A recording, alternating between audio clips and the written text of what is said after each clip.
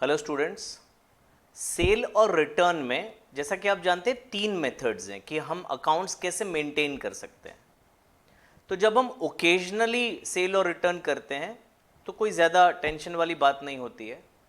ये जो तीसरा मेथड है जहाँ पे हम न्यूमरसली यानी रेगुलरली हम सेल और रिटर्न करते रहते हैं कस्टमर को, तो मुझे अकाउंट्स कैसे मेंटेन करना चाहिए, रिकॉर्ड्स कैसे मेंटेन करना चाहिए, वो इस मेथड में सिखाया है। नवंबर 19 में इस मेथड का एक 5 मार्क का क्वेश्चन भी आया था जो बच्चों के लिए थोड़ा मुश्किल गया था क्योंकि उन्होंने ये मेथड प्रोबेबली ठीक से किया नहीं था। तो आपके पास अपॉर्चुनिटी है ये मेथड को अच्छे से सीख लेने का, ठीक है। तो सबसे पहले जैसे मैंने बताया, मैं रिपीट कर रहा हूँ कि ये मेथड कब फॉलो करते हैं। सो एज अ बिजनेसमैन अगर मैं काफ़ी बार रेगुलरली मेरे कस्टमर को गुड्स देता हूँ सेल और रिटर्न पे, तो मैं ये मेथड फॉलो करता हूँ। तो सबसे पहले मैं दो रिकॉर्ड्स मेंटेन करूंगा। एक जो मेरा नॉर्मल रिकॉर्ड होता है सेल्स का वो करूंगा, और एक एक्स्ट्रा एडिशनल रिकॉर्ड जिसको हम नाम दे देंगे मेमोरेंडम अकाउंट, मेमोरेंडम बुक्स, जो एक एक्स्ट्रा बुक्स है जहां पे कुछ डिटेल्स मैं लिखने वाला हूं सिर्फ जानकारी के लिए, वो मेन बुक्स ऑफ अकाउंट्स नहीं है। तो इस मेथड में सबसे पहली बात कि मैं एक मेमोरेंडम रिकॉर्ड रखूंगा। वो रिकॉर्ड में मैं क्या करूंगा, तो मैं वैसे ही एंट्री करूंगा जैसे नॉर्मल सेल्स का एंट्री होता है। तो मुझे ये पता चलेगा कि सो एंड सो कस्टमर को मैंने सेल और रिटर्न बेसिस पे कितने गुड्स दिए। तो मेरे पास मान लीजिए 2 बुक्स रहेंगे, एक मेरे रेगुलर बुक्स जहां पे एक्चुअल सेल हो गया है, और एक दूसरे बुक्स टेम्पररी बुक्स नाम दे दूंगा या मेमोरेंडम, जहां पे मैं कस्टमर को दे रहा हूं गुड्स जो सेल और रिटर्न बेसिस पे है। तो मुझे सेल और रिटर्न का रिकॉर्ड वो टेम्पररी बुक से मिलेगा। अब किसी कस्टमर को मैंने सेल और रिटर्न पे गुड्स दिए हैं, उसके पास 2 ऑप्शन होते हैं, या तो वो एक्सेप्ट कर ले या फिर वो रिटर्न कर दे। तो रिटर्न कर दे तो मैं एंट्री पास कर दूंगा, जो पहले किया था उसका रिवर्स, बात खत्म हो गई। अगर वो एक्सेप्ट करेगा तो भी मैं रिवर्स एंट्री करूंगा और फिर मेरे रेगुलर बुक्स में एंट्री करूंगा। वापस एक बार, तो पहले 2 बुक्स है, एक रेगुलर बुक्स है, एक मेमोरेंडम बुक्स है। मैंने किसी कस्टमर को सेल और रिटर्न किया तो मैं वो टेम्पररी बुक्स में रिकॉर्ड करूंगा कि भाई मैंने आपको सेल किया है। जैसे सेल का एंट्री होता है ना, वैसे ही डेटर टू सेल्स, पर एक वर्ड ऐड कर दूंगा, डेटर टू सेल और रिटर्न, और मैं ये टेम्पररी बुक्स में लिखूंगा। अगर उसने गुड्स रिटर्न कर दिए तो जो एंट्री किया था उसका रिवर्स एंट्री कर दूंगा, बात खत्म हो गई वहां पे, और कुछ नहीं करना है।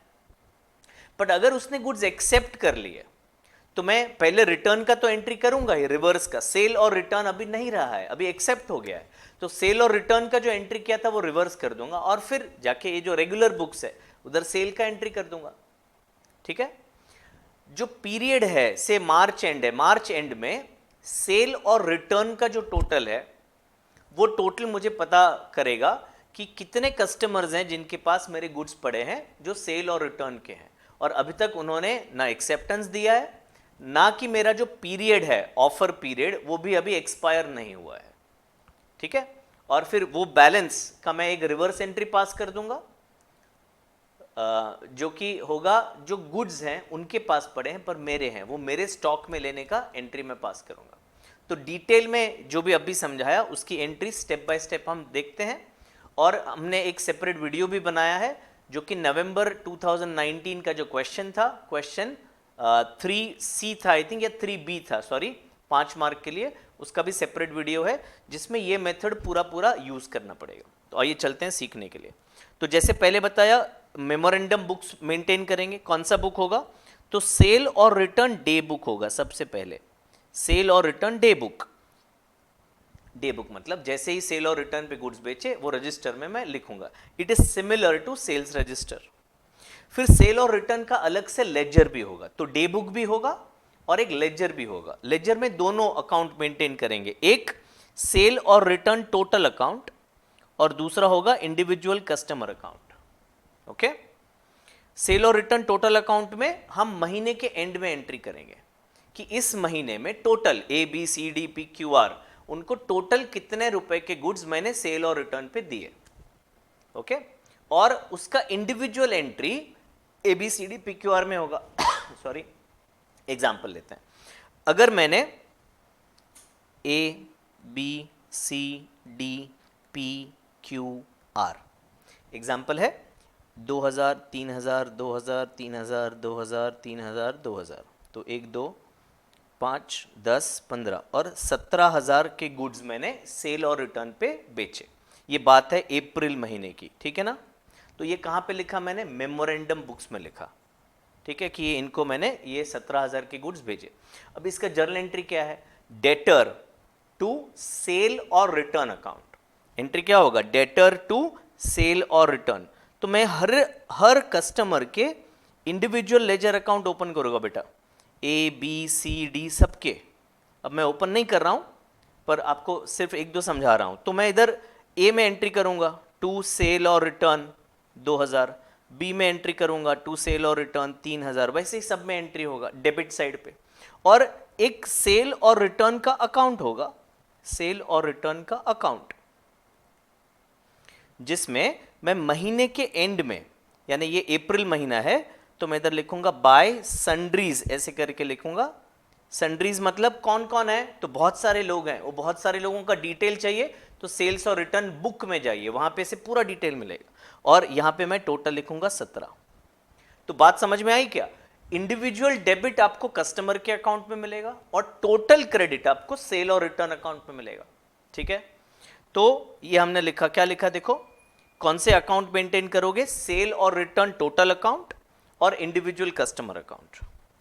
जब मैं गुड्स बेचता हूं तो अभी मैंने एंट्री कर दिया, क्या एंट्री किया, कस्टमर को डेबिट किया और सेल और रिटर्न को क्रेडिट किया। तो देखो आप, कस्टमर को डेबिट किया और सेल और रिटर्न को क्रेडिट किया, कभी जब गुड्स मैं बेच रहा हूं। अब मान लो कोई कस्टमर गुड्स रिटर्न कर रहा है, ए को 2000 के गुड्स भेजे थे, उसका जो पीरियड था 15 दिन होने आया था, तो 14th डे को हमने फोन किया फॉलो अप करने के लिए, सर जी वो गुड्स अभी कल लास्ट डे है, क्या करने का है। उसने बोला नहीं मेरे को पसंद नहीं आया, आप लेके जाओ वापस। तो ठीक है, हम वापस लेके आएंगे।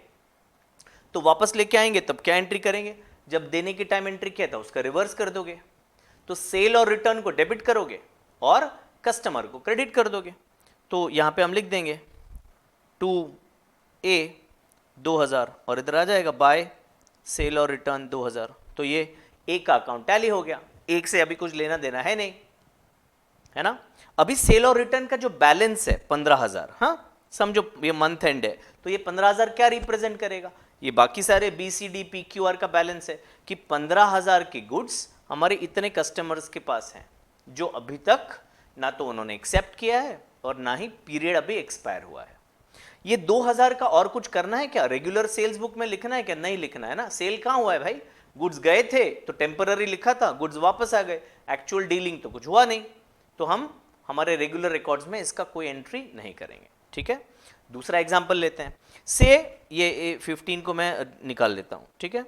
दूसरा एग्जांपल, मान लीजिए बी को हमने फोन किया, सर 15वां दिन अभी कल है, खत्म हो रहा है, क्या करने का। बी ने बोला अरे मैं तो बहुत खुश है आपके प्रोडक्ट से, मैं रख लेता हूँ, 3,000 रुपया भिजवा दूंगा थोड़े दिनों में। हमने बोला ठीक है सर, कैसे पैसे कहाँ भागे जा रहे हैं, कोई दिक्कत नहीं है, आप बस एक्सेप्टेंस का एक मेल कर दो ताकि हमारे डिपार्टमेंट को हम बता दें। तो उन्होंने एक्सेप्टेंस का एक मेल कर दिया, तो अब अच्छी बात है भाई, सेल और रिटर्न कैंसिल हो गया, हाँ जी, क्योंकि अब ये सेल और रिटर्न नहीं है, अब वो 3,000 रुपया देने वाला है, तो सेल और रिटर्न तो कैंसिल करना पड़ेगा, जैसे ए में किया था वैसे ही करना पड़ेगा।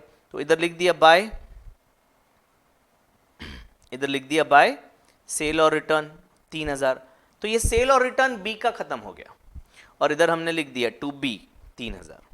समझ रहे हैं, अभी क्या करना पड़ेगा, अब ये सेल और रिटर्न का जो टेम्पररी रिकॉर्ड था वो कंप्लीट हो गया। अब हम वो एक इनवॉइस बनाएंगे और वो इनवॉइस अकाउंट्स डिपार्टमेंट को देंगे, और अकाउंट्स डिपार्टमेंट वाला अभी एक्चुअल एंट्री करेगा, कहां पे, सेल्स बुक में, जो नॉर्मल सेल्स बुक है, जो नॉर्मल लेजर है उसमें एंट्री करेगा, A to sales, I am sorry B to sales. समझ रहे हैं आप। तो ये हो गया गुड्स जब रिटर्न कर रहे हैं तब, और यहां पे हो गया गुड्स जब एक्सेप्ट हो रहा है तब, ठीक है ना। तो गुड्स एक्सेप्ट हो रहा है तो दो जगह रिकॉर्ड होगा, मेमोरेंडम में रिकॉर्ड होगा और हमारे रेगुलर बुक्स में भी रिकॉर्ड होगा, ओके। ईयर एंड में क्या करना है देखो, at the year end credit balance of sale और return and total of debit balance of individual customer should tally. पहले ही बता चुका आपको मैं, है ना। अभी देखो यहाँ पे अभी मैंने सबके अकाउंट नहीं बनाए, पर बाकी जितने भी कस्टमर हैं उनका डेबिट बैलेंस और सेल और रिटर्न का क्रेडिट बैलेंस ये टैली होना चाहिए, है ना। आगे ये जो अमाउंट है वो क्या रिप्रेजेंट करता है बेटा, तो वो रिप्रेजेंट करता है goods lying with customer pending approval. Goods किसके पास है? कस्टमर के पास है। उसके हैं क्या? नहीं जी, हमारे गुड्स हैं। तो पोजेशन उनके पास है, ओनरशिप हमारे पास है। हमारे स्टॉक में उसको इंक्लूड करना पड़ेगा ना, स्टॉक तो हमारा है, तो हमारे फिजिकल स्टॉक में हमने उसको नहीं लिया है, तो अभी हमें एक एंट्री पास करना पड़ेगा called closing stock to trading. Closing stock की जगह हम थोड़ा सा एक्स्ट्रा लिखते हैं, क्या लिखते हैं?